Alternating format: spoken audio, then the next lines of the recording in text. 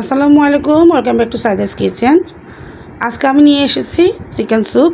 চলুন রেসিপিটা আপনাদের সাথে শেয়ার করি। এই রমজানে আপনারা কিভাবে এটা করতে পারবেন সেটা আজকে আপনাদেরকে দেখাবো। একদম সহজ পদ্ধতিতে দেখানোর চেষ্টা করব। প্রথমে আমি এখানে পরিমাণ মতো পানি দিয়ে দিয়েছি, একদম ফ্রেশ পানি। আর এখানে দিয়ে দিয়েছি বুকের মাংস, দেশি মুরগির মাংস। আপনারা ইচ্ছে করলে ফার্মের মুরগিটাও দিতে পারেন। আর দিয়ে দিচ্ছি এখানে কিউব করে কাটা পেঁয়াজ। আর দিয়ে দিব এখন রসুন আর আদা পেস্ট। দিয়ে দিচ্ছি এখানে কালো গোলমরিচের গুঁড়ো, প্রায় আমি 1 টেবিল চামচের মতো দিয়েছি। গোলমরিচের গুঁড়োটা দিলে ফ্লেভারটা খুবই ভালো লাগে, স্যুপের ফ্লেভারটা। এটা আসলে ঘরোয়া পদ্ধতিতে করছি। আর দিয়ে দিচ্ছি স্বাদ মতো লবণ। এখন আমি চুলাটা অন করিনি, সবগুলো আগে দিয়ে নেব, তারপর অন করব চুলাটা। আর একটু সামান্য তেল দিয়ে দিয়েছি, এটা আমরা রান্না সয়াবিন তেল বলি, সেটাই দিয়েছি। এখন সবগুলো একসাথে মিশিয়ে নিচ্ছি। সব একসাথে মিশিয়ে নেওয়ার পরে তারপর আমি চুলাটা অন করব। এখানে বুকের মাংসটা দেখতে পাচ্ছেন, একদম সলিড বুকের মাংসটা নিয়েছি।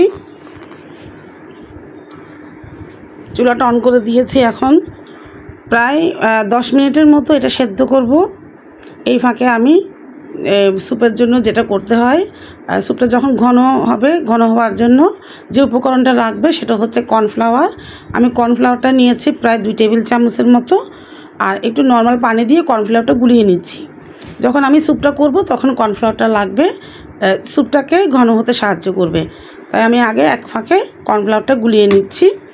নর্মাল পানি দিয়ে করবেন, কখনও গরম পানি দিয়ে করতে যাবে না, তার দলা পেকে যাবে।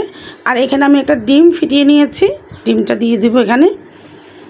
এখন দেখতে পাচ্ছেন 10 মিনিটের মতো আমি এখানে বুকের মাংসটাকে সিদ্ধ করেছি সব মশলা দিয়ে, যেটা লাগে স্যুপের মধ্যে। এখন আমি এগুলো উঠিয়ে নিচ্ছি, যা যা উপকরণ দিয়েছি বুকের মাংসগুলো উঠিয়ে নিচ্ছি।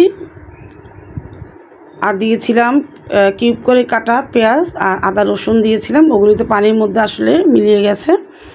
আর এখন যা যা আছে উপকরণগুলো আমি নিয়ে নিচ্ছি।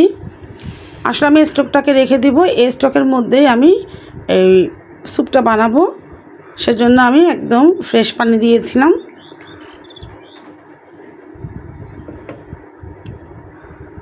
যারা আমার ফেসবুক পেজ দেখেন অবশ্যই একটা লাইক কমেন্ট শেয়ার দিয়ে বোনটার পাশে থাকবেন। আর যারা আমার ইউটিউব চ্যানেল দেখেন অবশ্যই একটা সাবস্ক্রাইব করে দেবেন। এখন দিয়ে দিচ্ছি পেঁয়াজ কলি। এই সিজনে পেঁয়াজ কলি পাওয়া যাচ্ছে, পেঁয়াজ কলিটা দিবেন, খুবই ভালো লাগবে খেতে। আর দিয়ে দিচ্ছি এখন কাঁচামরিচ কুচি। আর দিয়ে দিচ্ছি এখানে ক্যাপসিকাম, লাল ক্যাপসিকামটা দিয়েছি আমি, একদম কিউব করে কেটেছি।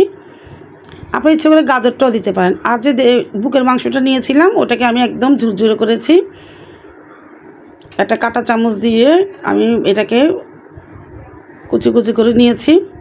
ইচ্ছে করে আপনারা হাত দিয়েও করতে পারেন, যেহেতু সেদ্ধ মাংস। এখন এগুলিও দিয়ে দিচ্ছি। সবগুলো দেওয়ার পরে এখানে আরও কিছু উপকরণ দিব, এখন সব মিশিয়ে নিচ্ছি। কালারটা খুব সুন্দর লাগছে, দেখতেই পাচ্ছেন। আপনারা এখানে ইচ্ছে করলে বাঁধাকপি কুচিও দিতে পারেন, গাজর কুচিও দিতে পারেন। চিকেন আর সবজির কম্বিনেশনে আপনারা স্যুপটা খুব ভালোই হয় এবং খুব স্বাস্থ্যসম্মত এটা। আর দিয়ে দিলাম সয়া সস প্রায় 1 চামচের মতো। আর দিয়ে দিলাম এখন টমেটো সস। সব একসাথে দিয়ে এখন এটাকে আমি একটু বলক এনে নেব। আর সব নেড়ে চেড়ে দিচ্ছি। এই যে বলক এসে গেছে, এখন ওই যে কর্নফ্লাওয়ারটা গুলিয়ে রেখেছিলাম এটা আস্তে আস্তে করে উপর থেকে দিয়ে দিব। একদম একসাথে ঢেলে দিবেন না, তাতে দলা পেকে যাওয়ার সম্ভাবনা থাকে। তাই আস্তে আস্তে করে দিব আর নাড়তে থাকবো। এই রমজানে যারা ছোলা বা বেগুনি মানে ভাজাপুরি পছন্দ করবেন না, তাদের জন্য এটা একদম পারফেক্ট একটা রেসিপি। আপনারা রমজানে এটা করে খেতে পারেন। এখন আমি ভালোভাবে এটাকে নেড়ে চেড়ে দিচ্ছি, একদম দেখতে পাচ্ছেন ঘন হয়ে এসেছে। আর দিয়ে দিচ্ছি যে ডিমটা ফেটে রেখেছি ওটা আমি উপর থেকে একটু হালকা হালকা করে দিয়ে দেব, একসাথে দেব না, তাহলে দলা পেকে যাবে। তাই এইভাবে দিব যাতে চারপাশে ডিমটা একদম ছিটিয়ে যায়। একদম সাদা হয়ে গেছে আর দেখতেও খুব ভালো লাগছে, ঘন হয়ে এসেছে। ঠিক এরকম ঘন হয়ে আসলে আমি এখানে প্রায় 3 কাপের মতো পানি দিয়েছিলাম।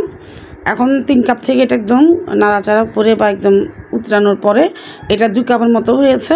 আর একটু গোলমরিচি গুঁড়ো দিয়ে দিলাম, খেতে অনেক ভালো লাগে। আপনারা এইভাবে ট্রাই করবেন বাসায়। আরও ভালো রেসিপি নিয়ে আপনাদের সামনে উপস্থিত হব। দেখতেই পাচ্ছেন কি কেমন ঘন হয়েছে।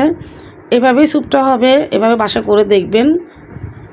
হয়ে গেল আমার চিকেন স্যুপ। সবাই ভালো থাকবেন, সুস্থ থাকবেন, আমার জন্য বেশি বেশি করে সবাই দোয়া করবেন। আজ এ পর্যন্ত, সবাই ভালো থাকবেন। আল্লাহ হাফেজ।